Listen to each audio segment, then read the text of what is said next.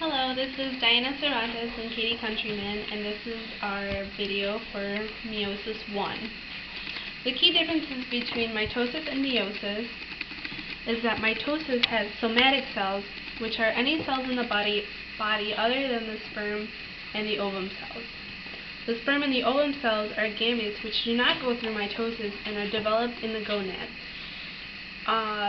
The ovum cells are developed in the ovaries for the females, whereas the sperm cells develop in the testes for the males.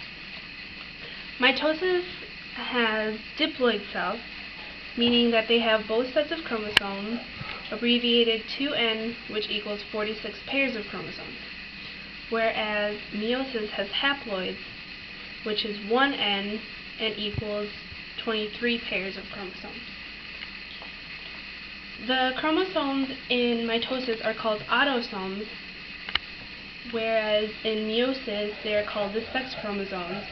They are the last pairs of homologous chromosomes, which is a set of chromosomes, one from the father and the other from the mother, that controls the same gene. The last pair is what determines if the person is a male or a female. If the person is a female, they would have a homologous pair of X chromosomes. If they were a male, they would have one X and one Y chromosome. And the very key difference between mitosis and meiosis is that meiosis reduces. It ends up having 4 daughter cells instead of 2, which is in mitosis. The first stage of meiosis is interphase. The first stage of meiosis 1 is interphase 1. It is exactly the same in both mitosis and meiosis.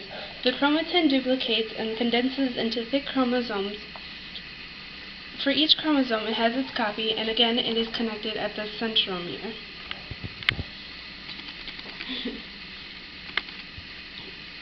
The first difference we see between mitosis and meiosis is in prophase 1. This prophase can last up to days, 90% longer than mitosis. In mitosis, the chromosomes are only joined to its sister chromatids, but in meiosis, the chromosomes not only combine with its sister chromatids, as you see here, but also to its homologous pair in the process called synapsis. The two pairs of chromatids are called tetrads. The way that these two homologous pairs stay together is when the chromatids of the homologous pair crisscross with one another. The crossing of the two is called the chiasm, shown by the yellow sprinkle. Everything else in prophase is pretty much the same as mitosis. The nuclear envelope disappears, and the spindle fibers attach to the chromosomes kinetochore and begins to set up for metaphase. Metaphase 1 is the same process used in meiosis as it is in mitosis. The only difference is that when they are lined up in the metaphase plate, they are still in their homologous pairs, but the microtubules attach to the kinetochores of one of the sister chromatids.